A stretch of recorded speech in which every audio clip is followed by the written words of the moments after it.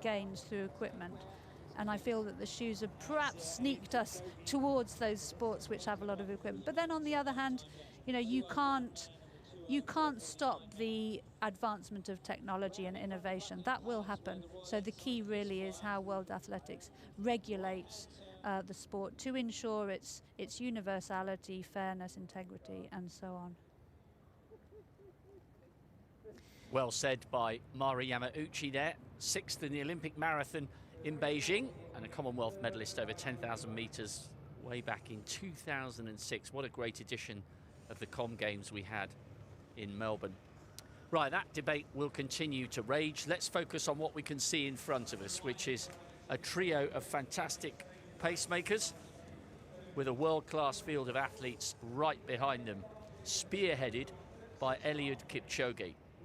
Coming round now with, what is it, 14 and a bit laps to go. It's 2.15k, so we'll focus our attention on the splits, the kilometres and the miles. And yeah, we just need to keep a close eye on the speed with which they go through the next couple of K, Mara, to see whether the pacemakers have responded to Kipchoge's obvious demand to up the ante a little bit. Yeah, I mean, they look pretty comfortable at the moment. I just wonder if the weather has slightly put them off the original agreed pace. I mean, this sort of thing happens in the marathon. In the Beijing Olympics, you know, it was supposed to be very hot, humid on the day of the women's marathon.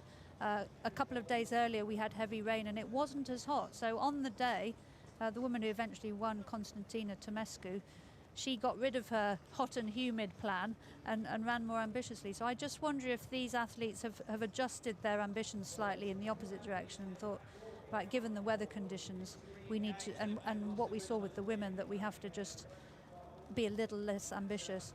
We said earlier, Rob, that Kipchoge is going for his 5th London Marathon title. He's also, if he wins today, he will become the 2nd athlete to win 3 races in a row. Dionisio Theron from Mexico won in 94, 95 and 96. Kipchoge's won in 15, 16, 18, 19. He took a break in 2017. That was the year when he made his first attempt to run sub-2 at Monza in Italy. He came very close. I think it was 2 hours 25 seconds. Didn't quite make it, but was very close. And then on his second attempt in Vienna last October, run that historic 1:59:40. Yes, and I remember him talking about Monza in the aftermath and saying that the lack of crowd had an impact there. I remember getting up to watch it, and it was fascinating, and it was an amazing athletic endeavour. As you said, it was 2 hours and 25 or 2 hours and 24 seconds. But it was eerily quiet, as is the course today, but such is the demand for safety with regards to the virus that's changed things for so many people, that the organisers had to absolutely ensure that we wouldn't even accidentally have any well-wishers, which is why the hoarding on the inside is so high.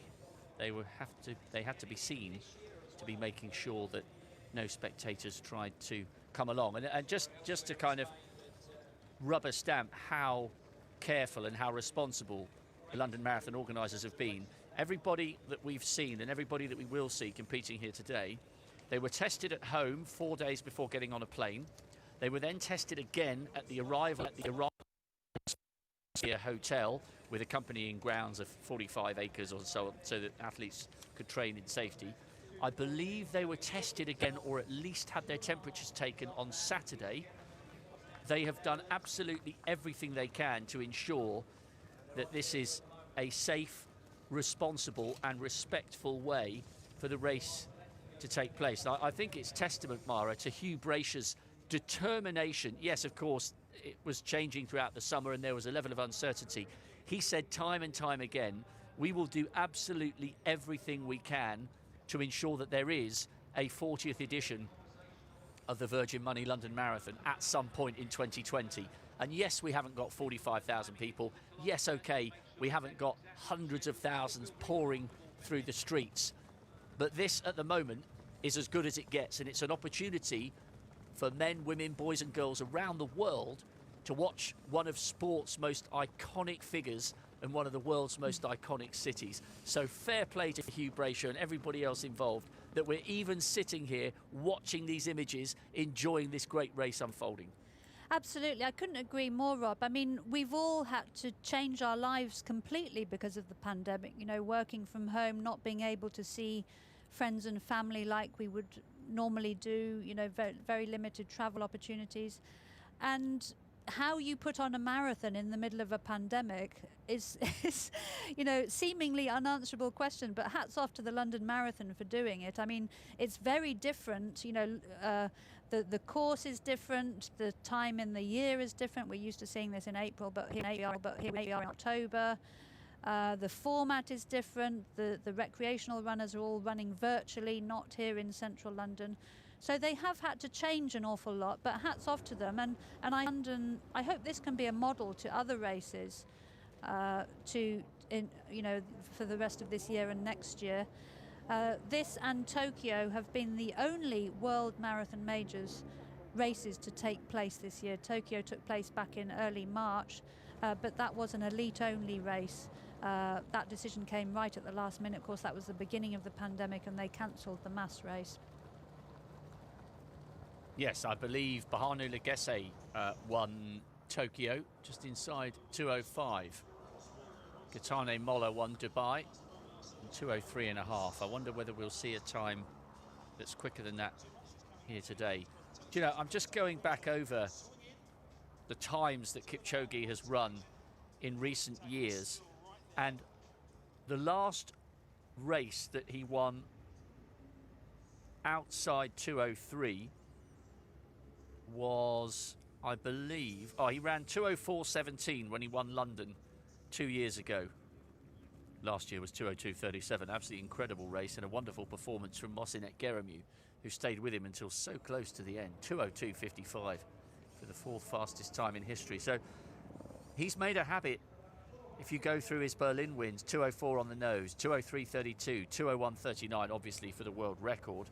His London victories, 2:04.42 5 years ago, 2:03.05 in 2016. Remember, he wasn't sure that he was so close to the world record. He was focusing on winning the race against Stanley Biwott. Biwott ran 2:03.51 and was right in contention with Kipchoge until close to the end. It was an incredible race. So it's become, this is how good Kipchoge is. It's become unusual to see him win a race in a time as slow, I use that term lightly, as 2:04. Yeah, I mean, he's just so consistent. 35 years old now, so he's got a few years left. You know, could he defend his Olympic title next year? Possibly. I think he could lower the world record further. He's done the sub-2, that box is ticked. But my sense is that he can lower the world record. Seeing him cross the finish line in Berlin in September 2018, he didn't look that tired. I think he could have gone faster. So I think quite a bit still to come from Kipchoge. Shura Kitata is another interesting one, Rob. He pushed Kipchoge all the way, finishing second in 2018. So along with Geremu and Wasihun that we spoke about earlier, he possibly could be somebody, if anybody, who can challenge Kipchoge. Yeah, that's a very good point from Kitata, actually, and he's only 24. Former world junior record holder when he ran 2:08 and bits. That might have been in Shanghai, actually. The 15K, 44:31. So let's see where that brings us out. Well, 45 minutes would be 2:06. So yeah, it's not going to be as fast, perhaps, as we would normally have expected to see from Elliot Kipchoge. But the Olympic champion and world record holder is certainly looking fairly comfortable at the moment. Lemmer, we touched on him at the beginning, third in Berlin last year, behind his compatriot Kenenisa Bekele, who ran to within 2 seconds of the official world record. And it was slightly overlooked, that performance from Bekele, because it happened to come so close to Kipchoge's 1:59, and also came during the World Athletics Championships, which was on this time last year. It's hard to believe we were there. 52 is nuts. It feels like a lifetime ago in some regards, doesn't it? But I remember preparing to commentate on the men's marathon and having to reprint out the men's all-time list because of the revisions that took place while we were all in Doha. I mean, consistency on Kipchoge, if you look at Bekele, he's not consistent, to be honest. You know, he's dropped out or not started several marathons. He did a good debut in Paris 2:05, but then sort of suddenly out of nowhere nearly breaks the world record. So I think on consistently, certainly with Kipchoge, we know what to expect from him. He's a steady performer, 2:03 or faster. But with Bekele, there's a bit more ups and downs. I mean, that's perfectly normal. We saw in the women's race, you know, some athletes not quite performing at the level that we would expect if you're badly affected by cold and rain. You know, the conditions, the course, build-up. Of course, build-up in the pandemic has been very difficult in some cases for these athletes, not able to train as much as they would like to, or having to train alone for a lot of the time, lack of competition opportunities. Yeah, I mean, do you know what? The other element with Kipchoge, and, you know, we're going to have another 2 hours, or well, another hour and 25 minutes to talk about him. We've got the elite men's and women's wheelchair races coming up, by the way, in, what is it, around about 2 hours and 10 minutes.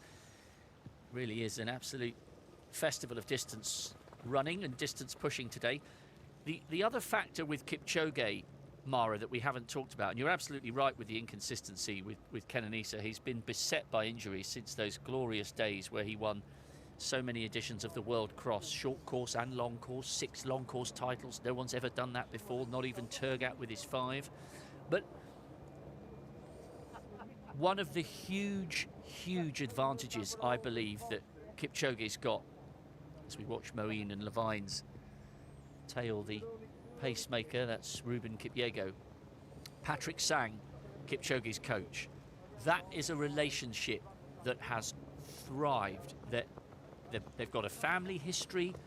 They come from the same area in Kenya. Sang has got a fantastic, gentle, understanding nature. And I think the bond between them and the knowledge that Kipchoge fully appreciates and respects what Sang did on the track. You know, he's an Olympic medalist over the steeplechase.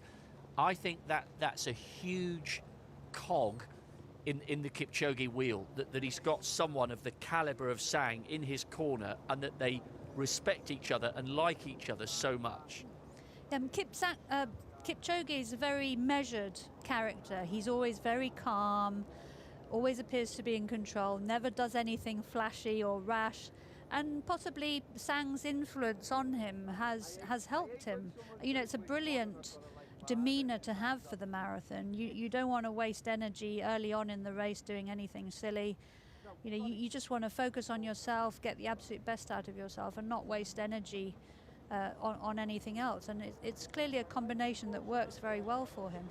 Just recapping on the weather, Rob, it was 9 degrees when the women set off at 7:15 this morning. The current temperature in London from the BBC website is 11 degrees and a 100% possibility of rain. So it looks like the rain has eased off a little bit on our camera shots there, but the forecast is for relentless rain, unfortunately, for the duration of this men's race.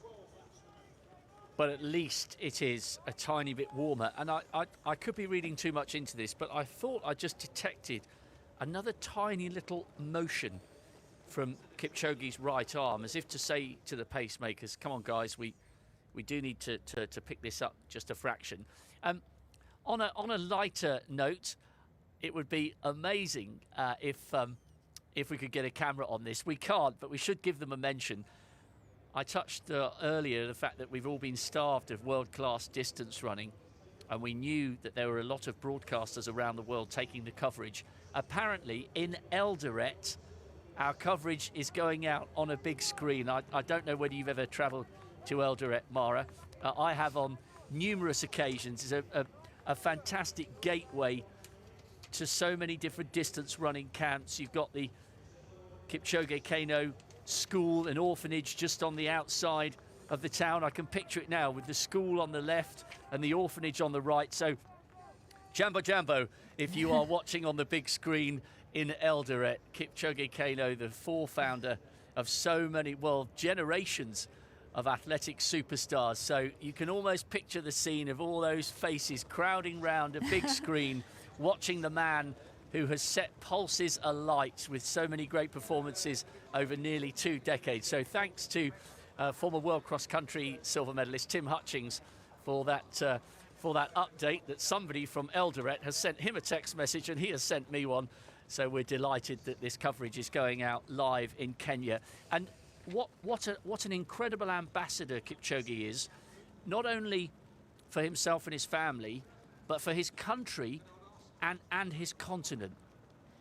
Oh, absolutely. I mean, he's the most amazing role model. You know, he talks about inspiring people. His sub-2 attempt in the press conference this week, he talked about inspiring people, and he talked about COVID and the pandemic and giving people hope. And I think he really understands how the role he can have in inspiring and helping other people. You know, being a great role model.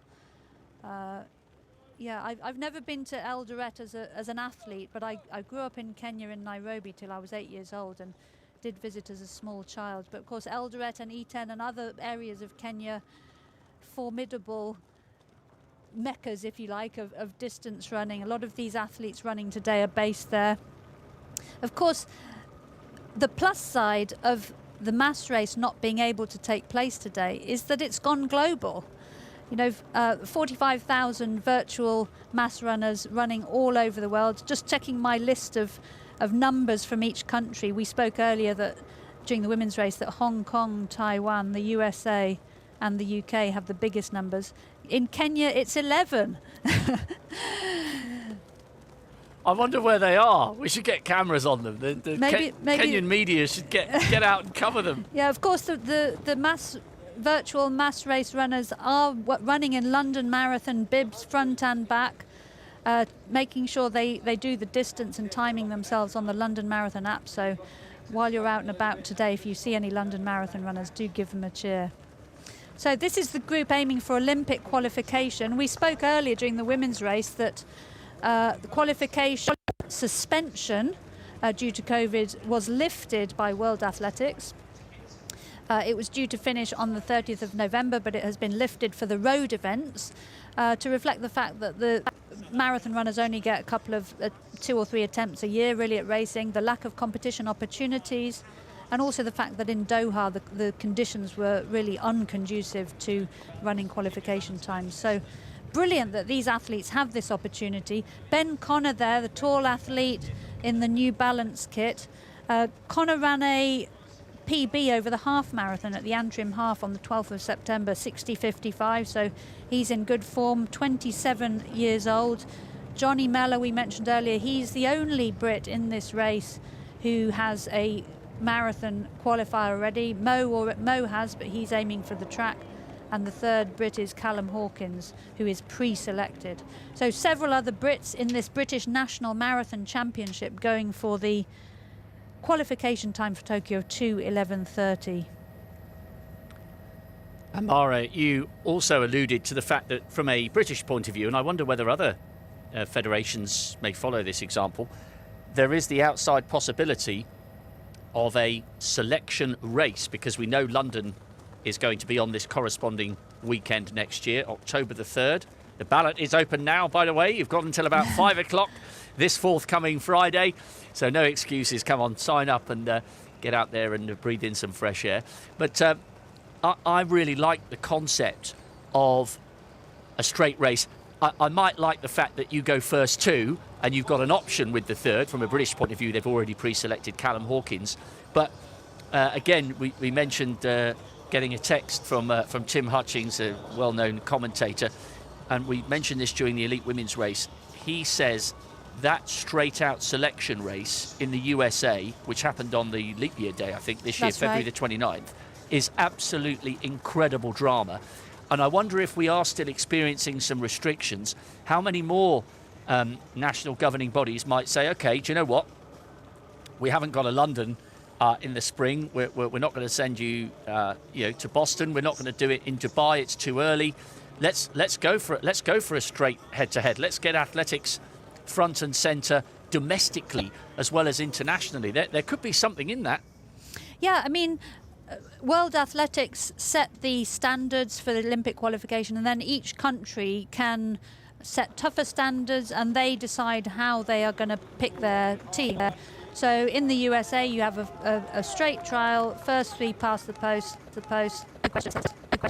In the UK, traditionally the London Marathon has been the trial race, but it's always, to my knowledge, been one or two athletes, the first or second British athletes across the line in the qualification time, and then a second or third place, sort of a discretionary. And we have had pre-selections. In other countries, it's different. In other countries, they don't have a trial. I spoke to Gerda Stein, the South African, who just missed the national record in the women's race earlier this week. She said they're selecting on times. Athletes can qualify for the Olympics by accumulating points in the world ranking system, and also by finishing in the top 10 in a world marathon major, or top 5, I believe it was, in the World Championships. However, those two methods of qualifying remain suspended. So athletes trying to qualify today have to run 2:11:30. And British Athletics have indicated that they will put on a trial race next spring, details to be decided. But yeah, that will give another opportunity for these athletes to get on that team. There are further races to come. Valencia at the moment is in planning to go ahead in early December, and I believe the Abu Dhabi Marathon also in December, and then into January, February next year. I mean, some race directors around the world may be looking at this and thinking, okay, we can do something similar. So I just wonder if one or two races might appear. Of course, for a race to be eligible Olympic qualification, certain conditions have to be met. Of course, it has to be officially accurately measured. They have to have anti-doping testing on site on the day, and there are a number of other conditions. So you can't just set up a 26.2 mile race yourself and say, okay, I've qualified. It has to be done officially. So Mo Farah, their multiple track champion, looking pretty relaxed, pacing this Olympic qualification group, and Marius, the Mexican there, looking very comfortable. Yes, you mentioned him earlier. He's run inside 2:11, and he should be feeling relatively fresh from here. Johnny Mellor's in that group, ran that low 2:10s. Very, very good performance. So he already has the luxury of knowing he's got the qualification time. There he is, just entering the edge of frame, just on the very right of picture there. Connor just grabbing a drink. The times are very, very important to the men in this group. Ben Connor ran the 5,000 metres at the Doha World Championships last year, and only 27 years old, so we're expecting great things from him in the years to come. Chris Thompson, who we saw right at the start, with at the back of that group, but with a small gap, 39 years old, silver medalist on the track in the European 10,000 metres. And really, it was interesting at the press conference, he sounded very relaxed. He said when lockdown came, he decided to have a bit of a break. He toned down his training, had a bit of a rest. And he said he was really eager and felt he'd benefited from the rest, and was really up for a good race today. So I think the rest may have done him good. Yes, we'll have to keep a close eye to see whether he manages to hang on to that group. He's just off the back, out of shot at the moment. He had a really good debut, ran 2:11:19. He was 11th back in 2014. He hasn't had easy build-ups to his marathon since then. I think there was one year where he ran 2:15 and he was really struggling with injury. There is Tomo, having just taken a drink. But he looks okay, he looks quite strong. He's been beset with injuries for so many years. He's a great student of his sport. He's brilliant to stand next to, or sit next to rather, in a commentary box. Right, let's get a take on the split. So 59.37 at 20k. Yeah, so it's not up at 2:06. So we're probably what, maybe 2:04s, 2:05s, and you might expect Mara, if he's feeling okay, you may well expect to see negative splits in the second half from Elliot Kipchoge. If he's feeling good, he might throw off the shackles of the pacemakers and say, right, okay, boys, enough's enough. I'm on my own. I'm going to dictate the proceedings from here. Yeah, I mean, the way he's been asking the pacemakers to go quicker, we think that's what he's been doing. I think we could see a faster second half for sure. He looks very relaxed.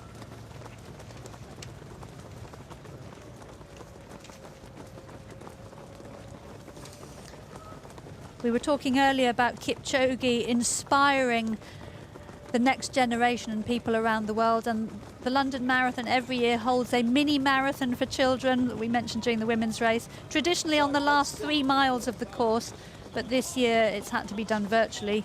But 150,000 children across the UK from over 500 schools, primary school children, are taking part.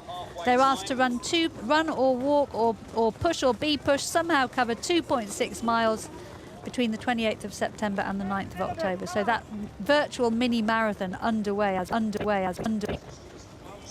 Yes, and I think the organisers said they had something crazy like 100,000 registering in the first few days. It absolutely went wild across primary schools in the United Kingdom. Mo Farah is a previous winner of the mini marathon. David Weir in the wheelchair race as well. Previously, before joining the main London Marathon, competed in the mini marathon. So, for children, getting the London Marathon on their radar early and developing champions of the future is a really key part of the London Marathon. The London Marathon Charitable Trust, of course, is also very active in all sorts of areas. They donate every year to good causes, and this year they donated £2 million to Transport for London to help Transport for London's walking and cycling initiatives, which have been part of the pandemic and getting people more active. So it is almost out at 2:06 pace. Kipchoge will want to push things on here in the second half. I did notice actually, Mara, whilst you were running us through those various statistics and the good news and the high profile that this race brings to distance running on all levels, club, fun runners, children, the next generation. Kipchoge missed his drink at that previous station. I'm not sure whether he hung back in the group to then get some generic basic water, but he went. I saw his right arm go out for his drink and he missed. Okay, well, in wet conditions like this, especially if you've got gloves on, it's quite difficult catching your bottles. When I was racing, I used to put plasters on the side of my bottles when it was wet so that I could, just to make them less slippery. But they are getting drinks every lap, and it's 2.15k per lap, so it won't be long before he gets another chance. The elite athletes, of course, can all provide their own drinks. They are provided with water and Lucozade from the organisers, but they all can provide their own drinks. In conditions like this, you can afford to drink less. A lot of people obsess about hydration during a marathon, but it's worth remembering that you can dehydrate a little bit over the course of the race. If you finish the race a bit dehydrated, that's fine, because the race is over.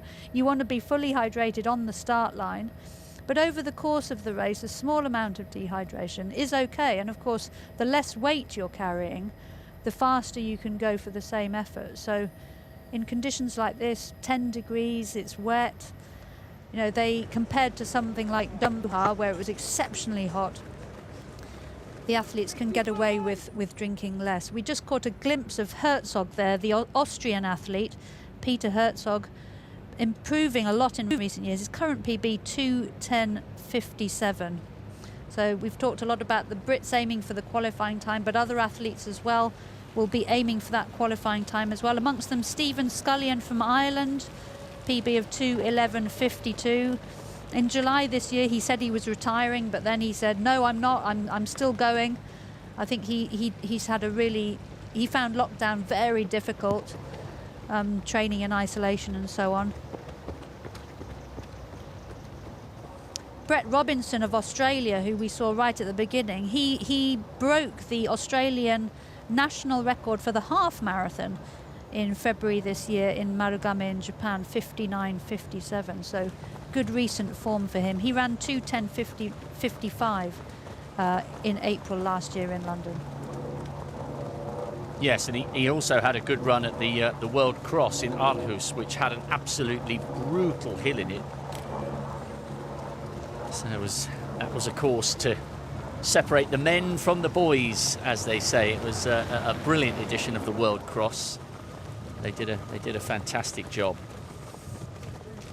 So I wonder at what stage we will see a move. We've been focusing our attention and paying great tribute to Elliot Kipchoge and all that he's done for distance running on the track and the roads, but the fact that this pace is quite a bit slower, Mara, also means that it's comfortable for the likes of Mozinet Geremu, just on the right of picture there, with the purple bib, 2:02:55. He ran brilliantly last year and put Kipchoge under all sorts of pressure. So although we've been talking about how incredible Kipchoge is and how consistent he is, we've got guys in this field who will also be feeling, in theory, pretty comfortable with 2:06, and they fancy this could be the day. Yeah, this kind of race plays into the hands of athletes who are distances and have good finishing speed. So starting the pace and dropping a few of the runners in this still quite big lead group. The tall figure in the blue vest to Kipchoge's left, as you look at the screen, is Vincent Kipchumber from Kenya. This is his London Marathon debut. He won the Amsterdam Marathon last November. Yeah, and you know, it's funny you mentioned him actually. It's a great shout. He hadn't run inside 2:10 until last year. He ran 2:06:56 in Vienna in April. Won Amsterdam with 2:05:0. He is absolutely huge. He's built more like a cruiserweight boxer. He's clearly got a huge amount of strength as well as stamina. So we'll have to keep our eye on the third, Vincent Kipchumber. Have a look at him again, Mara. When you see him silhouetted against the rest of the athletes in this group, he's got mass for a marathon runner, and he'll be silhouetted against the rest of the athletes in this group. He's got incredible muscle mass for a marathon runner, and he'll be riding high from the confidence of going low 2:05s in Amsterdam a year ago. He's just on the left. You see what I mean? He's massive. Quite tall. Well, I mean, marathons on TV can be deceptive. Relative to Kipchoge, yes, he looks big, but if you saw him in real life, I guarantee he would look tiny. I mean, when you see marathon runners typically in real life are really, really small. So he's quite tall, but yeah, cameras can be deceptive. Sorry, Amsterdam Marathon in October last year, not November, as I said earlier. So the Amsterdam champion there, hanging right in there with Kipchoge. Pacemakers still going. Sometimes they drop out at halfway, but these three obviously have been instructed to go to 25k, possibly even further. Kipp Serum there on the right of your screens, also his London Marathon debut. He won the Rotterdam Marathon last year, 2:04:11.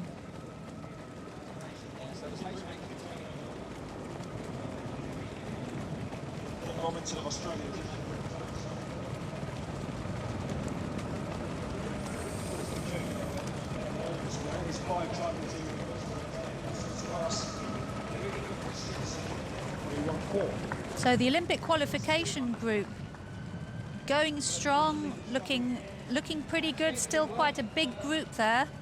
Woodfine there in the black vest.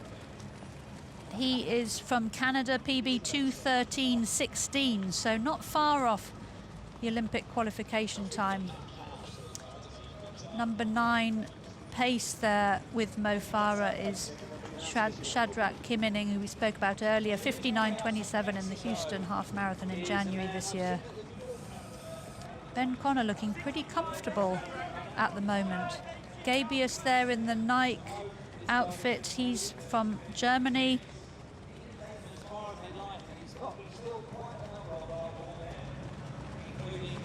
Mo looks so comfortable at the moment, doesn't he?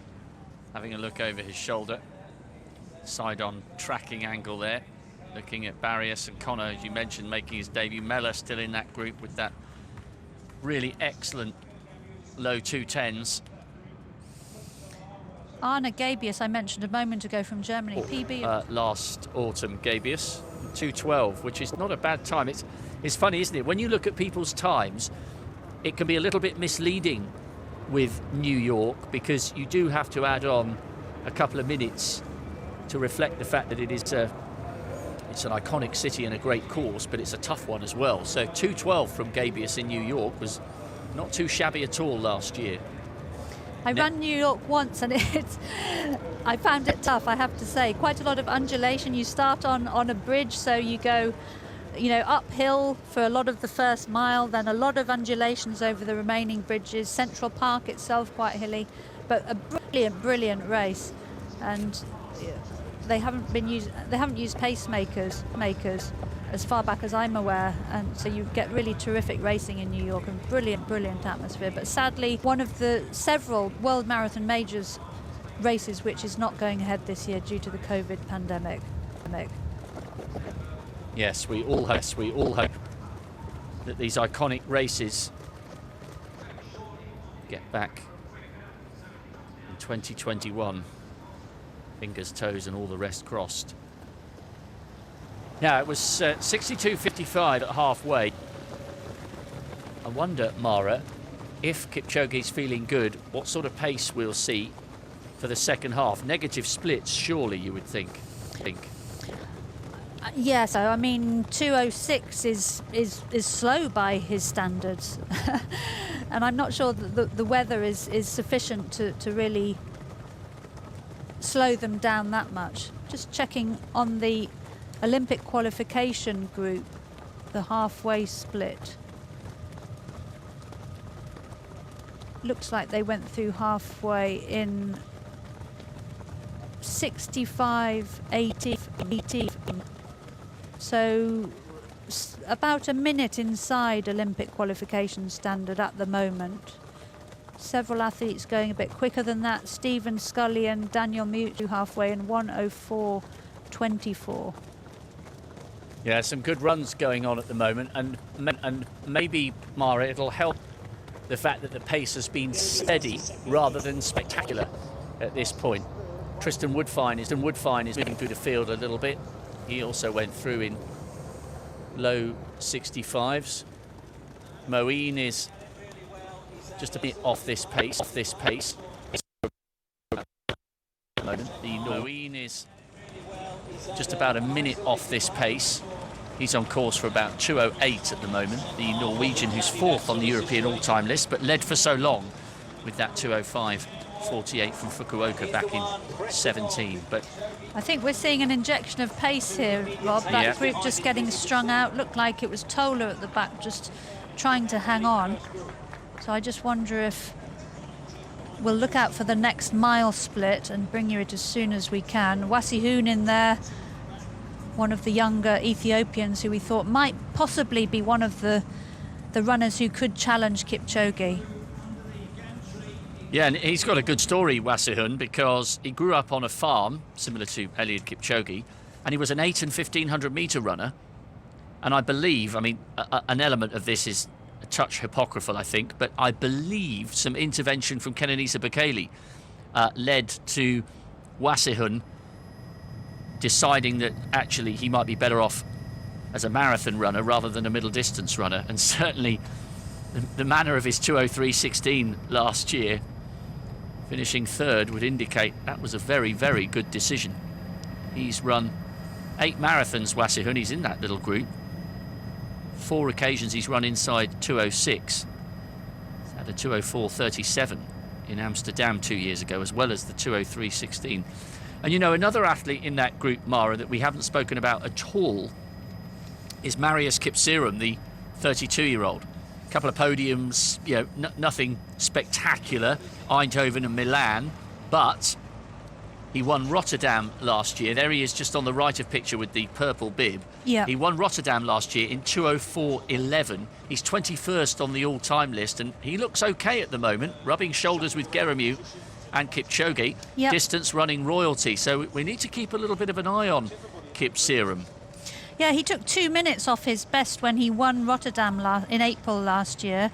31 years old, 8 victories from his 17 career marathons. So you know, Kenya and Ethiopia, they just have so much depth that there are just so many who can run these world-class times. You know, you look at Kipchoge, you know, 2:01, sub-2, and suddenly 2:02, 2:03, 2:04 guys look like also runs. But these are incredibly fast times. It's interesting, coming back to the shoe debate, if we look at the times, the number of performers who've run under specific times for the men in recent years, the number of men under 2:04 in 2016 was 4, in 2017 was 3, in 2018 was 1, in 2019 it was 9. If we look at a slightly slower time, sub 2:08, in 2016 there were 44, in 2017 there were 56, 2018 72, and in 2019 101. So the sport, the event is progressing rapidly in terms of depth. Whether that's related to the shoes or just the athletes are getting better, there's more depth, more competition, we don't know. Probably a combination of both. Yeah, I would say both. And those statistics you read, that figure for the sub 2:08s has doubled then from 44, you know, the first one you gave, to That's right. over 100. More than doubled. Yeah. There were 44 sub 2:08s in 2016, yeah, and 101 in 2019. Yeah, and these are that's huge. performers, not performances. So some athletes may have run these fast times more than once. Yeah, that's a great statistic. So, Kipchoge having a little look to his right-hand side, and Cisse Lemma coming through. Lemma is the 10th fastest in history, finishing 3rd in Berlin last year, behind Kenenisa Bekele, who went within 2 seconds of Kipchoge's world record. And Lemma, barrel-chested athlete from Ethiopia, right up alongside Noah Kipkemboi, and clearly fancies the job here. Do you know what, Mara? This has got the makings of turning into a really intriguing race. It's not necessarily panning out as we may have expected it to on paper and on so many occasions when Kipchoge has played centre stage at big city marathons around the world. They're lapping Lund, by the way. Yep. Cisse Lemma wasn't at the top of my list for challenges for Kipchoge, but then you look at his CV, 2:03.36 in Berlin last year. You know, another of these men who are truly world class, but so somehow get overlooked because Kipchoge is running that much faster. Lemma's wearing that distinctive lime green top and the green bib on the extreme left of picture. Well, little bit by little bit, Mara, it's amazing. Always amazes me with marathons. You think to yourself, oh, we're going to be talking for 2 hours here, and all of a sudden you find yourself getting towards the business end of the race, and this is where it's really going to start to get interesting over the next 15 minutes or so. Yeah, they say the racing in a marathon only starts from 20 miles, and we're only a bit past halfway now. We'll bring you the latest 5K splits. So they've gone through 25K. We'll bring you 30K splits as soon as they've gone through that. But yes, the second half is where the action starts. In the first half of a marathon, you're just trying to relax, use as little energy as you possibly can, make sure you get your drinks, and be ready to race in the second half. Okay, and there was the final pacemaker dropping out there. So all the pacemakers now gone in this lead group, and it's up to the athletes to do what they want with this elite men's race here in London. Yeah, now we see the race proper. Pacemakers gone. Now it comes down to the tactics, the timing, the patience, and who wants it. By the way, I know we're broadcasting here to a global audience, but people won't mind me mentioning the excitement that apparently this race is generating all across Kenya and in Eldoret. There are apparently tens of thousands of people out on the streets watching on a huge screen. Elliot's wife, Grace, and his family are watching in a downtown Eldoret hotel 500 meters away from the screen.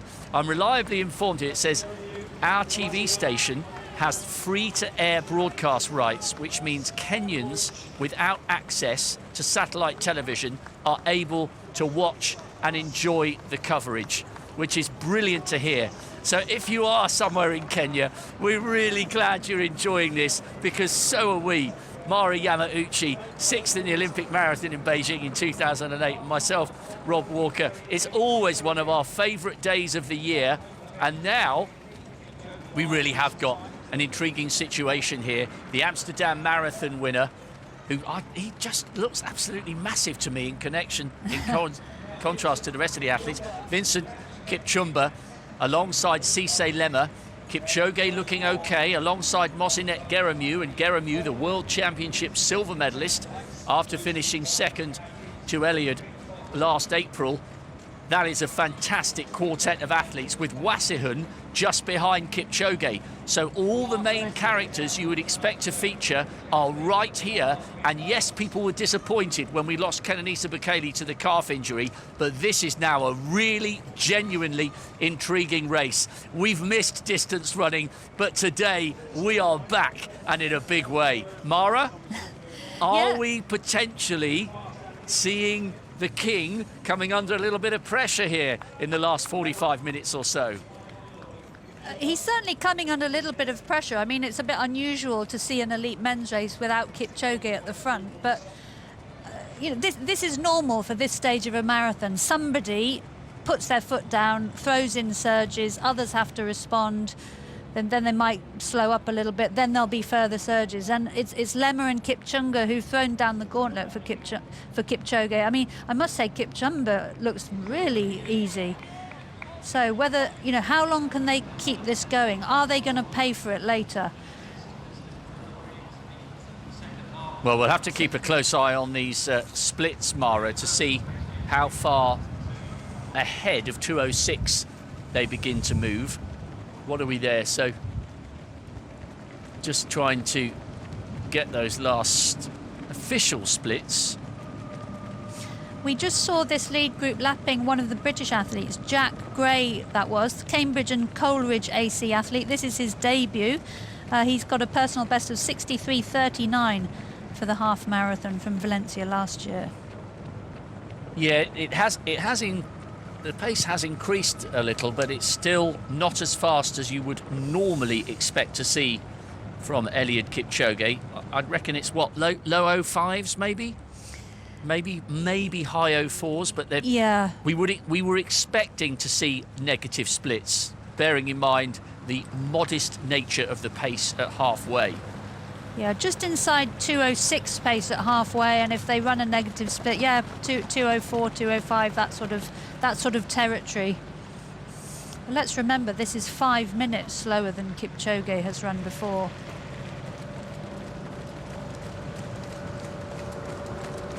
Well, it's a fascinating race unfolding here.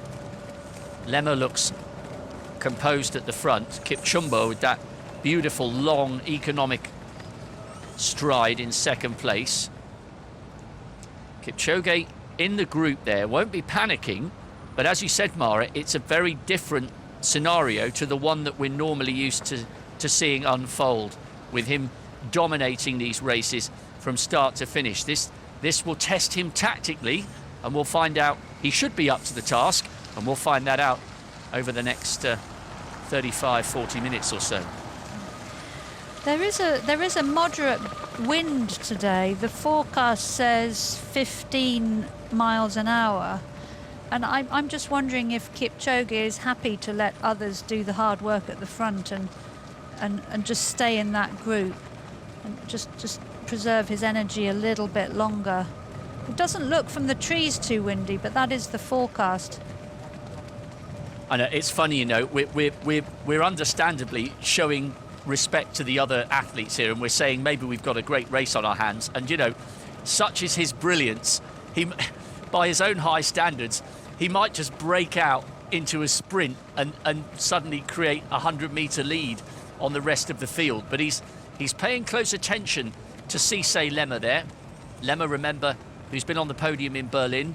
He was third in Tokyo earlier this year. What was it, 2nd, 3rd of March? Yeah, early March. Tokyo Marathon used to be in February, but they delayed it slightly. So Jared Ward there from the USA.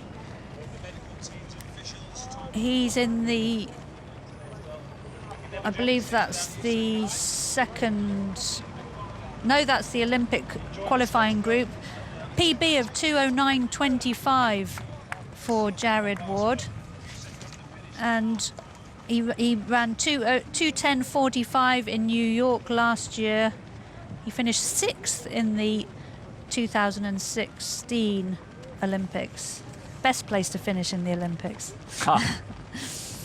That's the highest finish by a British woman, isn't it? 6th? It is, or joint? yes. Is it joined joint? with Joint. Priscilla Welch, who also finished 6th in LA in 1984. So the Austrian Herzog on the left of our picture we mentioned earlier, Miucci in that group. He's a really good runner, Miucci. I always enjoy watching the Italians. They generally perform really well at the major championships. Of course, Stefano Baldini won in 2004 Athens Olympics, so really good championship pedigree from Italy. Oh yeah, and you go back to the late 80s with Galindo Bourdin. I mean, but Baldini, I think Baldini had a couple of world and European medals as well. A classic example of somebody who wouldn't necessarily have challenged in an eyeballs out as fast as you can run big city marathon, but in terms of his tactical nous and his ability to pull out medals, absolutely phenomenal. Yeah. I was in the stadium when he won in 2004, and everybody was expecting Paul Tergat to really give the rest of the field problems, because I'm pretty sure Tergat was the reigning world record holder. He'd become the first man in history inside 2:05, but he ran out of steam towards the end. It was a brutal race in Athens, but Baldini ran so well for that gold medal. I must be showing my age. I can't believe that was 16 years ago, Mara. I can remember it like it was yesterday. Time flies. So the athletes must be getting very near to 18 miles. So I just want to remind viewers who may have missed our women's race earlier, the mile marker at mile 18 was designed by 3 young architects based in London, Ayanna Blair Forge, Shreya Radia and Quincy Haynes. That was in a competition done last year between the London Marathon and the Stephen Lawrence Charitable Trust, in memory of Stephen Lawrence, who was murdered in London in a racial attack. He ran the mini marathon in his younger years, and the mile 18 marker redesigned in his honour by budding architects. Stephen himself wanted to be an architect. This year they were going to run a competition for all the mile markers to be redesigned, and that is on hold because of the pandemic, but we hope it will return next year.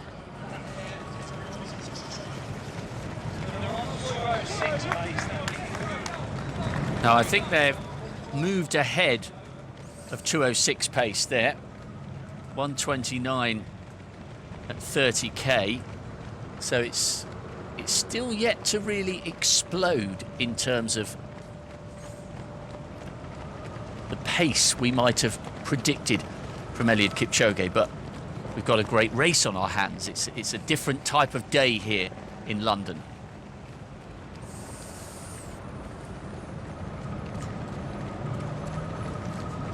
Tamirat Tola, fantastic championship athlete.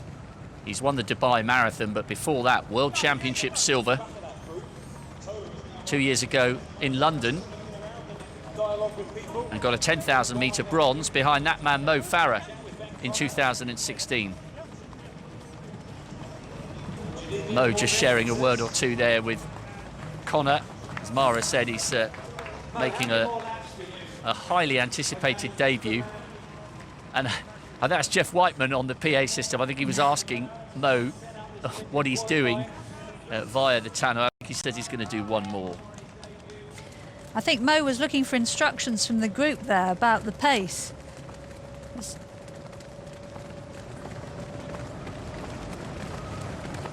4:47. It's another steady, solid mile. So changing of the guard at the front of this group. That's Kipp Serum now in the orange vest at the front, I think. The Rotterdam champion from last year, and Kipruto in the black vest. Yes, Kipruto. Low 205s in Toronto last year, won Toronto the previous year. Kipruto's in really good form, Mara. He ran just outside the hour for third in Prague on the 5th of September, so he's in cracking shape. 9th fastest in the field on paper, but I think as a result of that sharp, crisp half marathon in Prague, he'll be feeling quite confident at this stage. Yeah, of course, recent form is a good measure for these races, not just PBs, because if PBs are old, it doesn't really tell you what form the athletes are in. But we've had such a lack of competition. We don't really know much about the recent form, but as you say, Kipruto 60.06 in Prague on the 5th of September, so very promising from him. PB of 2:05.13 and improved. In 2016 he ran 2:13, 2017 ran 2:07 and down to 2:05 in 2019. So you finished on the podium on the London Marathon. You've been around at the top level and commentated for many years. Yeah. What's your instinct here on how long you think, if Kipchoge's feeling fine and he's up for this and he's determined in his own mind to boss this race and he's comfortable at the way it's panning out, how late do you think he'll leave it before he goes for a big surge? Because he surely wouldn't want this to come down to an eyeballs out 250 metre sprint, not when he knows he's got the likes of Mosinet Geramiu breathing down his neck, who wasn't too far away from him last April here with 2:02.55. How late will he leave it, do you think? From memory, I don't think I've ever seen Kipchoge in a proper sprint finish. He always goes several miles before the finish, so give it another 5 minutes, I would say. I mean, he looks comfortable. They've picked up the pace. He's just, it's still another 30 minutes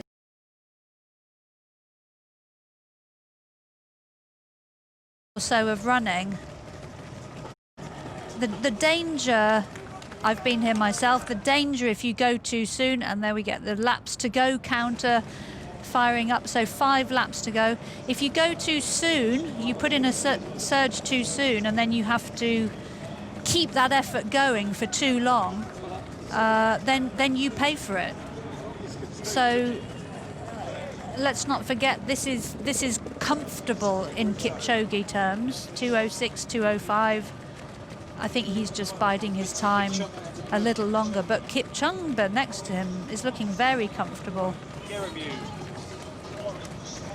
Yeah, I agree. He looks very, very calm, relaxed and composed. I guess from the perspective of these other athletes, Mara, the way they've got to look at this is in a funny kind of way. They're under no pressure. Everybody is expecting the Olympic champion, the world record holder, the first man in history to run inside 2 hours, albeit on a non-ratifiable race. Everyone's expecting him to win.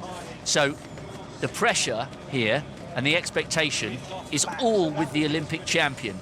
But these other guys, a fair number of them, Geramiu most notably, Lemmer as well, Wasihun, they're more than capable of racing at these speeds. Maybe the question is, how fast can they accelerate? We know that they can run 2.3s, and in the case of Geremu, high 2.02s, but how quickly can they accelerate and how well can they maintain that additional pace? That's what we might begin to find out over the next 25 minutes or so.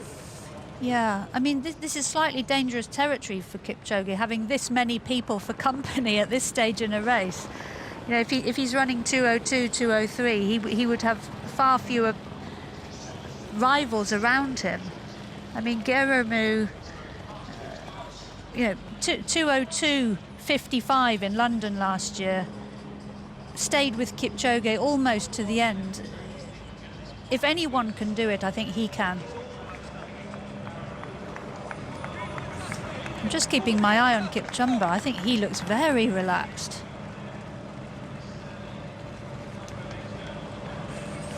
Well, he just discarded his cap.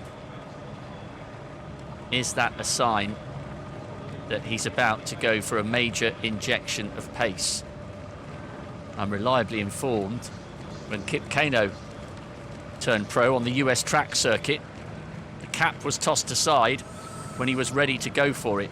And if you go way back in the history books, when Alain Mimoun finally beat Emil Zatopek to an Olympic title, which he did in 56 in Melbourne over the marathon, he had a handkerchief tied around the top of his head, and he discarded that hanky. He said he never managed to find it. I interviewed him once in Paris. Absolutely extraordinary human being, sadly passed away now and fondly remembered by everybody connected to French sport.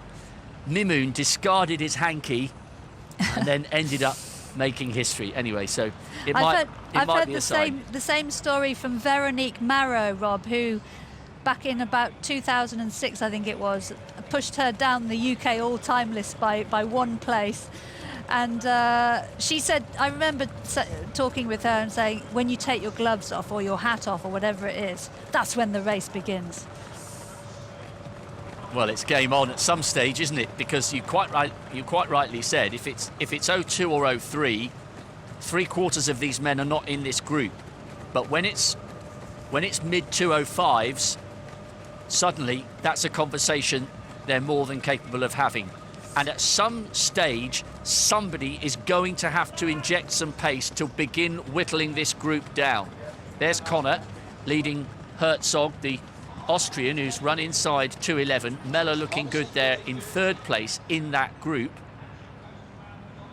And this might be, thought perhaps that was a replay, was it? Of Mo Farah deciding enough is enough. The reigning Olympic champion over 10,000 metres has made his contribution to this year's Virgin Money London Marathon. That's him done. And he leaves the rest of the guys who he was running alongside for so long to try and ensure they come home inside 2:11.30, the Olympic qualifying as set by World Athletics.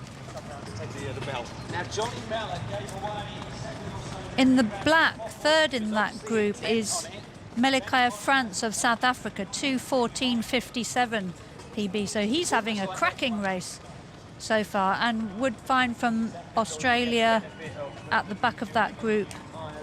So Ben Connor having a fantastic day.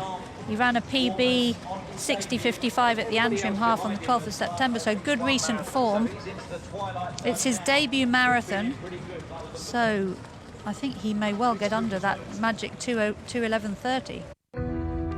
In Kenya, our diversity is our strength, and if you don't find a beautiful place in this world, then come to Kenya. Kick off the season on a winning note by entering our Premier League competition. Simply enter the daily quiz and you can stand in line to...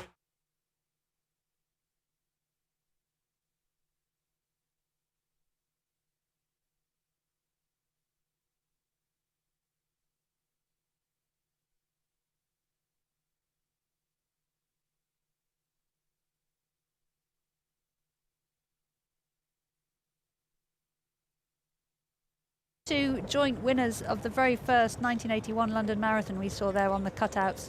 No crowd today. This is one of the COVID safety measures the London Marathon have put in place today, and instead we've got cutouts of of royalty, past winners, fancy dress runners, to give the race some atmosphere. I must say hats off to the organisers. They've really done everything possible to put this race on safely. All the athletes had devices around their necks which buzzed if they got within 2 meters of anybody else. Frequent testing. We saw a couple of the women's finishes elbow bumping earlier, so this biosecure bubble around St James's Park has ensured that the athletes can compete safely. Of course, it's not only the athletes here today. A race like this takes a huge amount of preparation. We saw pictures yesterday of people building the finish gantry and these fences you can see around the course. Somebody's been out there putting down the blue line. So all those people will have been tested and following safety measures. So pretty huge task, but I hope London will inspire and be a model for other races to come during the pandemic. So Johnny Mellor just trying to hang on at the back of that group, but of course he already has the Tokyo qualification time.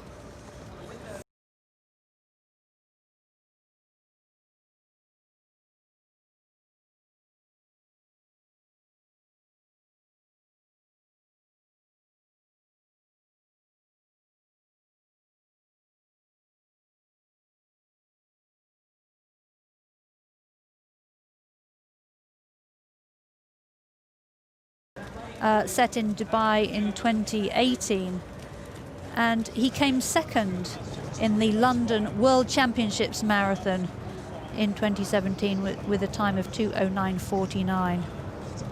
Yeah, I like Toller. He's got brilliant 10,000 metre pedigree. Easy to forget he got the bronze behind Farah, which we mentioned a little while ago in Rio. But this is, well, it's just not how either of us, I think, expected this race to pan out. Of course, Kipchoge might be feeling totally comfortable. I think they may have increased the pace a little bit, but it's 2:05 or maybe there or thereabouts. So if Kipchoge's feeling good, he should have a lot of running left in his legs. Last year, his winning time on the traditional London Marathon course, 2:02:37. He's now hugging that blue line. We've had a couple of people. Cisse Lemmer in the lime green, he had a crack at the front. The huge figure of Vincent Kipchumber had a go at the front. Those two queuing up once again. Geremiu has tracked Kipchoge's every move. He is the fourth fastest in history, finishing second to Elliot last year. And this is a fascinating way for this race to now be unfolding. The times are almost an irrelevance. It's not going to be a world record. It's not going to be as fast as Kipchoge has produced perhaps on any of his previous 4 London Marathon wins. But now we get to see what he's like as a tactical racer. And, Mara, we might see some sensational acceleration coming. It's got to happen at some stage soon, because as you quite rightly said, he might not want this to come down to a 200-metre burn-up. It's amazing. It's so intriguing and enthralling after so many months of not having any distance races. We've got a real cracker coming here for the elite men, following up Brigid Kosgei's successful London Marathon title defence a couple of hours ago. I mean, the received wisdom model in marathon racing, Rob, used to be that you win it well before the finish. You know, you put in a surge, let's say mile 22, 23, you drop your rivals and then you just have to keep the gap. But such is the depth in men's marathon racing these days that more frequently we've seen sprint finishes decide these races. I can't remember Kipchoge winning in a sprint finish, so I suspect he's going to put the hammer down soon, but you just don't know. You know, the depth is so high, and this is relatively slow for these men, for the standard that these men have run before. You mentioned tight finishes. Do you recall Gezahaina Bera, the brilliant Ethiopian? I think there's some statistic along the lines of, across his Olympic title and world title and his London Marathon win, the combined winning margin that he had in all 3 races was less than 10 seconds. Because when he beat Baldini, which I think was 03 here, when he beat Baldini in 03, they were both given exactly the same time. Yeah, so Abera was incredible. one who left it incredibly late to try and win, and did so at 2 major championships. That's the beauty of having a sprint finish. You know, that's what we see Mo doing on the track. You know, he leaves it late and he knows he's got a sprint finish to beat everyone. I was the opposite. I don't have a sprint finish. So I was always trying to make my moves relatively early on in the race. Well, and you saw that mile split going through there, Mara. 5 minutes. We would not necessarily have been expecting that from Elliot Kipchoge. No. I think that's definitely a smile. It may be Mara, he's just thinking, right, okay, today is not going to be about fast times. I'm not bothered about whether a 2:06 becomes a low 2:05s. Everybody knows I can run quick times. I'm going to do something spectacular and I'm going to win in a completely different way. He's clearly, if he's feeling good, and he looks like he is, he's clearly not bothered anymore about the time.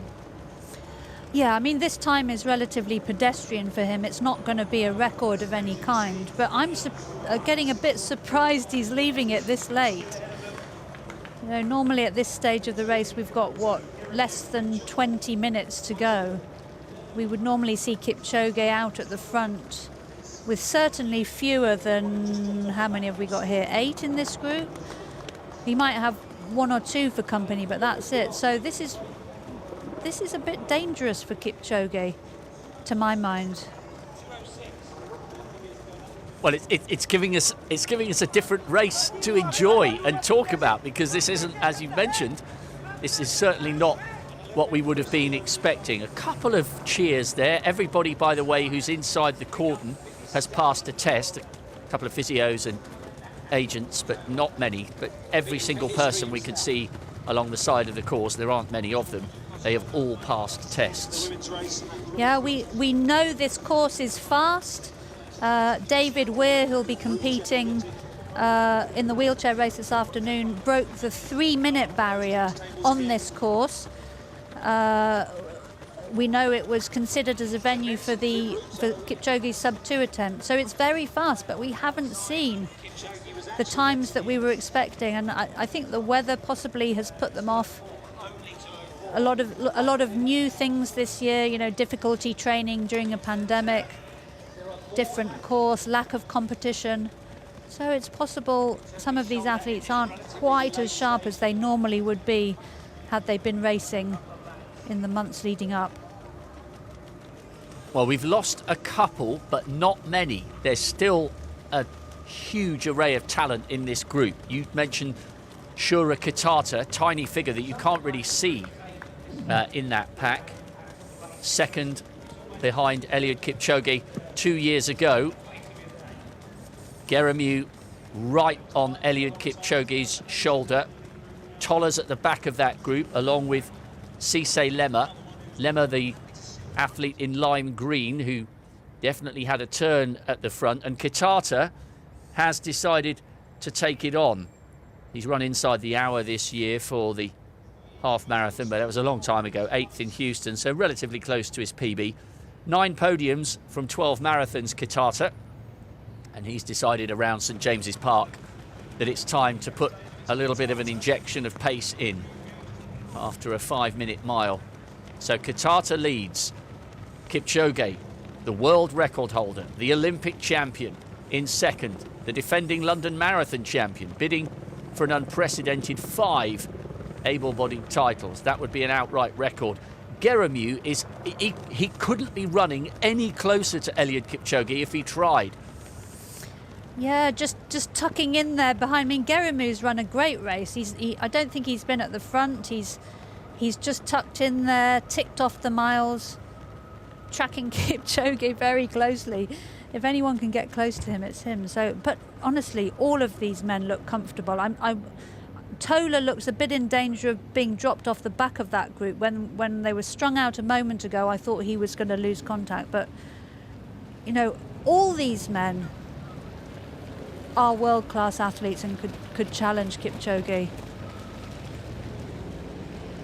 Well, my adrenaline's beginning to flow a little bit here, Mara, even though, you know, we're a couple of miles away, weren't allowed to get beside the course, and we're not even in the same room, you and I, so the social distancing is being adhered to even in the respective commentary boxes. But this, I mean, if Elliot Kipchoge has got a problem here, and he might not, he might be lulling us, he might be just teasing us with a bit of drama and put in the most, incredible burst of acceleration we've seen in recent marathons. But if he were to have a problem here and he didn't win, are we just too close to this sport? How big a story would it be, do you think?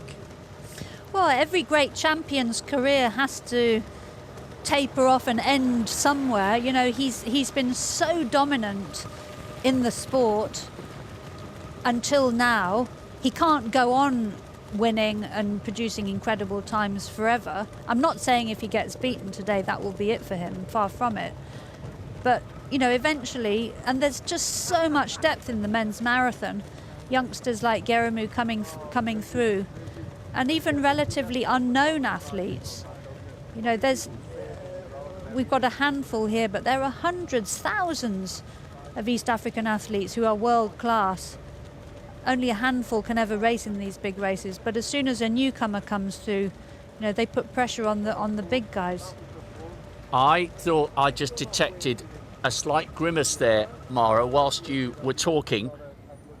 I'm not sure we would have necessarily expected Kipchoge to be happy towards the back of that group. Alongside, yes, and biding his time, possibly, but Elliot Kipchoge, the world record holder, has allowed a few metres to grow. And I'm not sure about you, but I can't quite think of a solid reason why he'd be doing that consciously, unless he was struggling.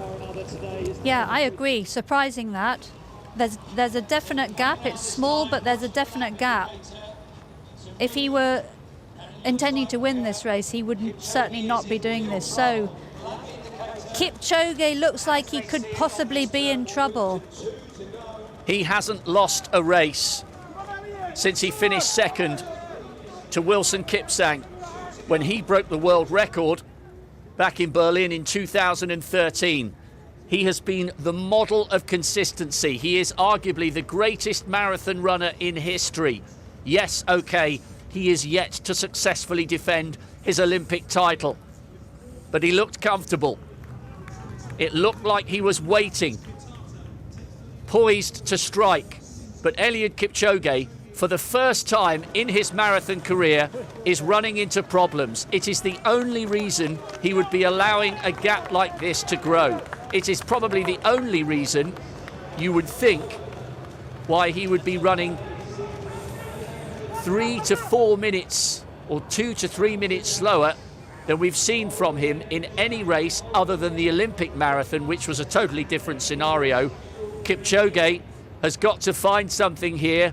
I think possibly we may have seen and we may be witnessing his first moment of weakness as a marathon runner. Would you agree, Mara Yamauchi? Absolutely. The worst he's ever done in a marathon is second, and he's won every other race. So this is not something Kipchoge, not a position Kipchoge will want to be in. I'm just wondering, so Tola now dropped off that group. So real injection of pace, I think, is going on. We'll bring you the latest mile split as soon as we have it. Kipruto also dropped, so I think they're really pushing the pace at the front of that group. I mean, Kipchoge looks okay. He doesn't look like he's suffering that much, but just it's a bit puzzling that he hasn't got a grimace on his face. I think you know, there is occasionally there has been a tiny grimace. There, you would argue this, Mara. It would be one thing to be right there with the group and maybe get out-sprinted by somebody 5 or 6 years younger in an eyeballs-out burst to the line. But if Kipchoge ends up running something like 2:06 or 2:07, for somebody who has made 2:02 and 2:03 and 2:04 his metronomic norm, there must be a problem for him today. There must surely, there must be an injury, there must be something that he was gracious enough not to talk about in advance of the race, to preempt an excuse. There's something not quite working for Kipchoge today, and we might find out after the race. I don't know about an injury. I mean, he didn't say anything about an injury. He's appeared to be perfectly comfortable. You know, there's no indication of something going wrong. That last mile split, 4:46 for the leaders. I'm struggling to understand what's happening with Kipchoge, because he doesn't look like he's really struggling. At this stage of a race, if you're intending to win, you work 110% not to get dropped by the lead group. But he looked like he was coasting, and yet he got dropped. So not quite sure what's happening for Kipchoge there, but the lead men must very soon be approaching. 1 lap to go. Yes, we've just seen Peter Herzog, by the way, the Austrian, just ahead of Connor and Mellor. This is the battle for the British title. Connor making his debut, as Mara indicated. He ran just inside 61 minutes for a half marathon PB recently. Mellor's already got the qualification time with that excellent performance in Seville, finishing 22nd, but just outside 2:10. So there's a real duel going to go on between the two Britons wearing identical arm warmers. Meanwhile, the key piece of information we need to know at the front is whether Elliot Kipchoge has managed to mount some kind of comeback on the lead group. But I agree with you, Mara, there isn't a valid reason why he would be anything other than on the leader's shoulder at this pace if he was feeling comfortable. Yeah, I mean, the only reason is he's not fast enough and he can't keep up. But in Kipchoge's world, that never has appeared until now. But, I mean, that gap is too big, I would say, for Kipchoge. He was catching Tola a moment ago, but I don't see how he can make up that group now. No, and this means, sorry, Mara, this now means what a massive opportunity. Chris Thompson coming up there to be lapped. He's having a tough day alongside Dowie Griffiths. But what an opportunity for one of these young men in this group now. Yeah, absolutely. We're talking all about Kipchoge being beat, but, you know, these guys at the front, they've really taken the race to him. Still 5 in that lead group. I think we may yet get a sprint finish. They've taken it in turns doing the heavy lifting at the front. You know, let's not take away Kipchoge is being beaten, but let's not take it away from these 5 men at the front. Kipchumber, for me, has been looking very comfortable throughout. Yes, Kipchumber, if you're just joining us, he's the tall figure at the back of the group. There's Elliot Kipchoge. His reign as London Marathon champion is about to come to an end.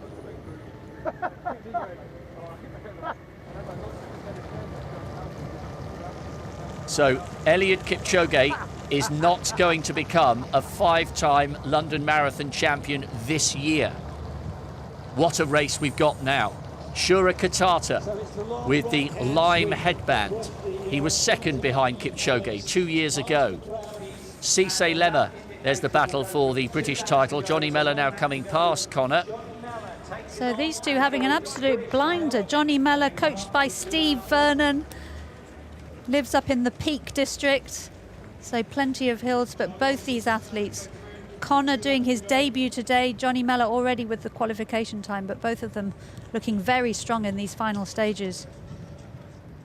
They'll be unaware of the drama unfolding up ahead. It's Katata with the lime headband. Then you've got Cisse Lemmer, the 10th fastest in history, with the lime green vest. 1:59.19 at 40k. But this is not about times today. This is about a story of one man's quest for greatness that has taken him to the top, but has seen him today fall short of his own high standards. There'll be shockwaves going through Kenyan distance running at the moment. I mentioned all those people who'll be watching in Eldoret. Well, now they'll be hoping that Kipchumber can fly the flag for Kenya. this great rivalry unfolding once again between two beautiful, proud nations separated by the vast, breathtaking Rift Valley.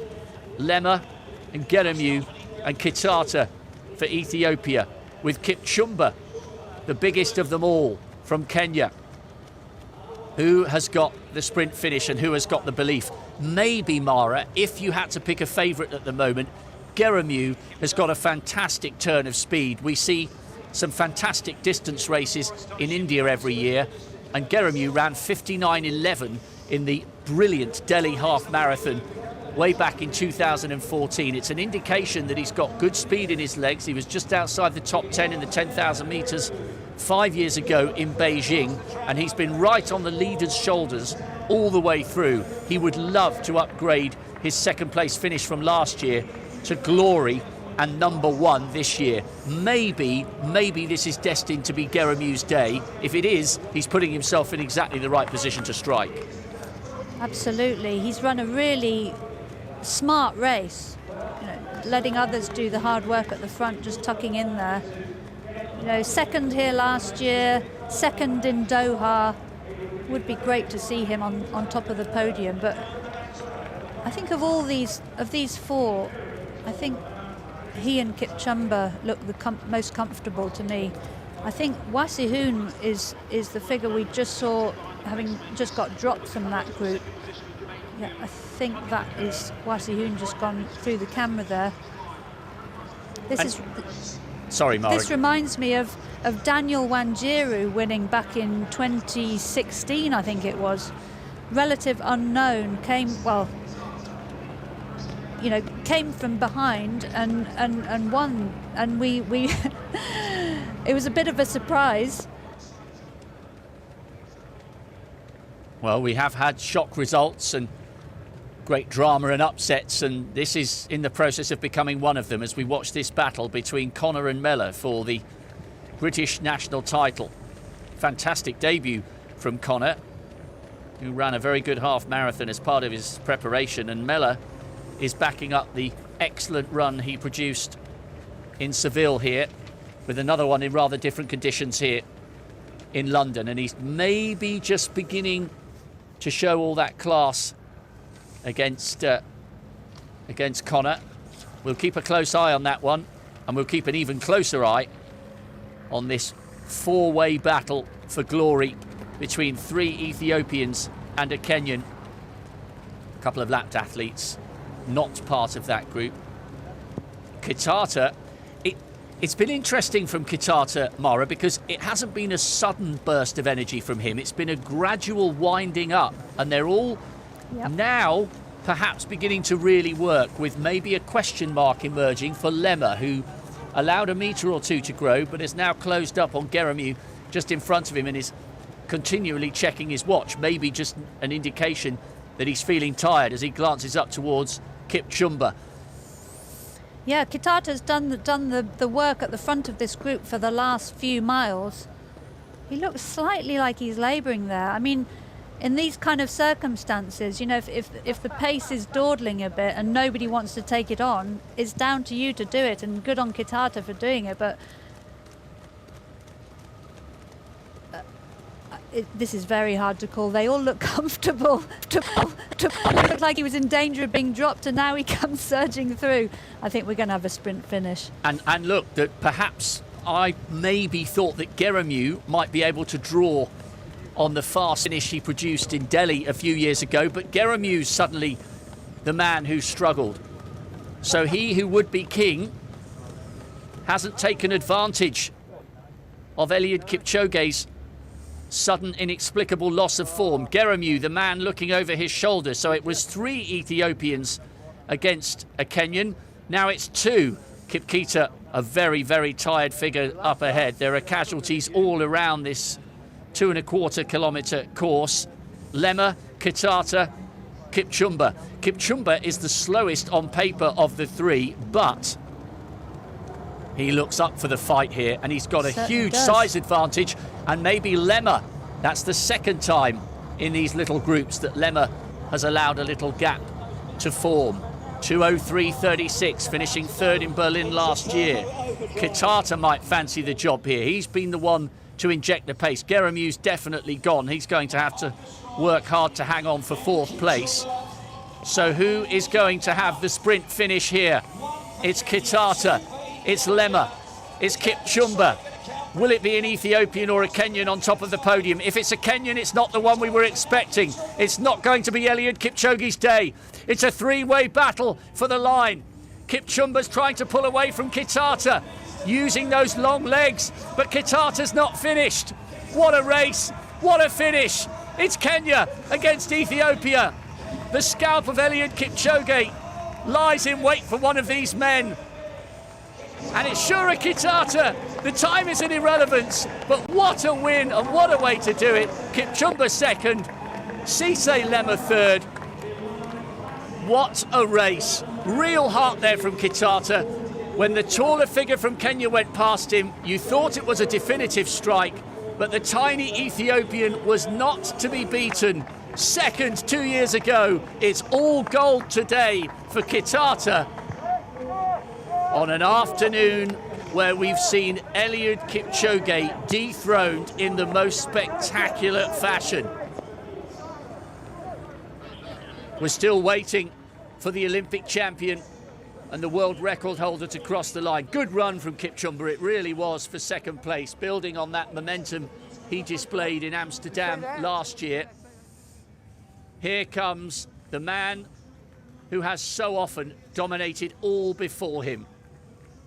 All great champions have their off days, and today it was Elliot Kipchoge's turn to find out that it doesn't always go according to plan in the marathon. He won't make excuses. He's a man of immense courage and dignity, and we will see great days from Kipchoge again in the future. But this was the day he was to be denied, and it's Shura Kitata, the 24-year-old, who reigns supreme. 2 years after finishing second to Kipchoge, he's come out on top. Maybe they'll have the wheels, maybe not. It's going to be somewhere around where the two bricks are as well. When they went through just with a lap to go, they looked very, very close between Ben Connor, of course. A reminder, Johnny Miller was the leading... Mara, I think you're almost lost for words. I was just checking Kipchoge's CV because I was fearing that it was a personal worst for him. And outside the Olympics, it was a personal worst. So I've been there before. Personal worsts are not good. So I just don't know what went wrong for Kipchoge there. But brilliant to see Kitata go one better than his second place 2 years ago. And what an amazing finish. The men's marathon here in London has seen a few sprint finishes in recent years. And to finish with a race like that, just brilliant. Oh, and you thought that Kipchumber was going to take that with his long stride, but he went into the lead by maybe half a metre, but it was never decisive. This is good going here from Johnny Miller. Excellent running. The 33-year-old, 10th in Berlin, just inside 2:13 a couple of years ago. On his way to securing the British title here, having already got the qualifying time for Tokyo. One of three men, but the only one competing in this race. Callum Hawkins has sat this one out. He was pre-selected after second in London, in the World Championships in London 3 years ago. Fourth place rather in London, and fourth in the sweltering conditions of Doha last year. Mella is the third. Farah, we know, has got the qualifying time, but he's going for the 10,000 metres and a duel with Joshua Cheptegei. Just looking back behind Mella, though, I wondered if Connor was having trouble. But they were on Birdcage Walk. They're very close to the finish, so he just needs to hold it together. So Kipp Serum there, finishing in 10th place. Well, Johnny Mella edging towards the line on a day where we've seen Elliot Kipchoge dethroned. No fifth title in London this year for the Olympic champion.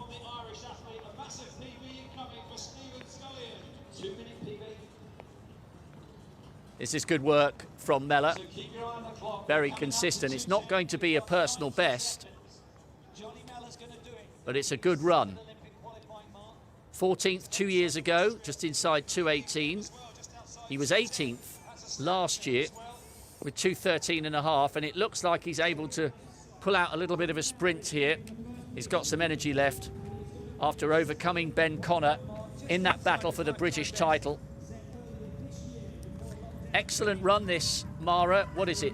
Mid 2:10s in tough conditions. This is a great performance from Mella and a brilliant way to back up his qualification time.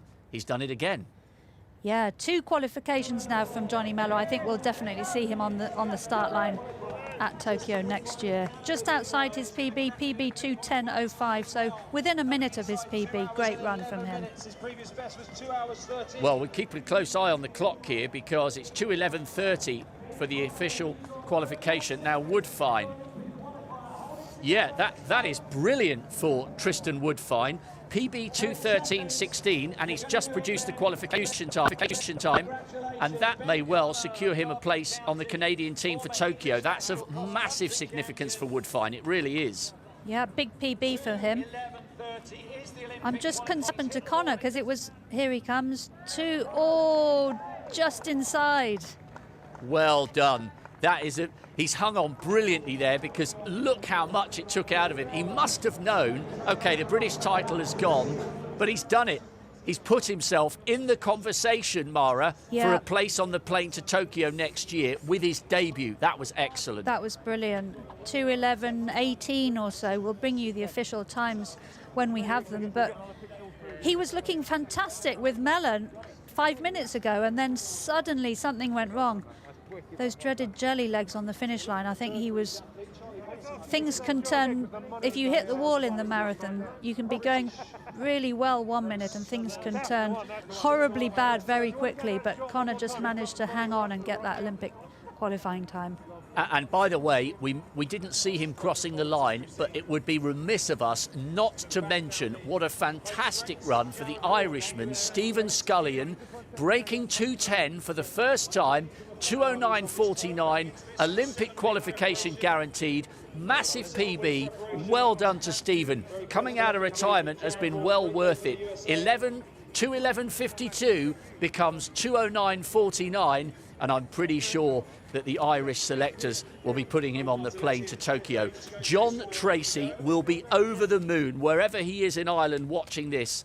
The great Olympic marathon medalist from '84 and cross-country world champion. He will be elated for his countrymen there. Well done to Stephen Scullion. We've seen quite a few producing wonderful performances to just sneak home ahead of that marathon Olympic qualification time. Great performances and good strength and depth on a day that saw Elliot Kipchoge dethroned with the slowest time he's ever produced outside the Olympic marathon. It was destined to be Kitata's day, upgrading from his second place finish behind Elliot Kipchoge 2 years ago. What a win for Shura Kitata. It's not the quickest time we've seen in London, but that doesn't matter. It was a performance of real heart.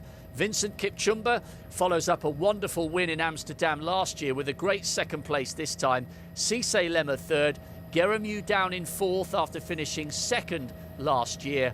But the big news, Elliot Kipchoge down in eighth, not to be today for the Olympic champion. So Brigid Kosgei was a world record holder who came here and delivered in London. Wonderful performance from her, beating her compatriot, the reigning world champion Ruth Chepngetich. Confirmation if you're just joining us. Kosgei took that one way outside her world record, but it doesn't matter. Sarah Hall came through brilliantly to outsprint the world champion Ruth Chepngetich for second place, the first American on the podium since Dina Castor won the race back in '06, I believe. Molly Seidel with a big PB for the United States in sixth. Gerda Stein just missed the South African national record, but only by a few seconds.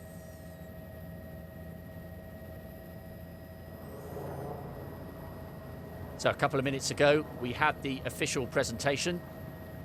A lovely watch.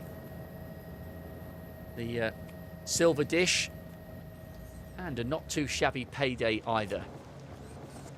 $30,000 US for the victory. There was a bonus of 125,000 for a world record or women's only world record. B. Excellent victory for Kipchoge nonetheless.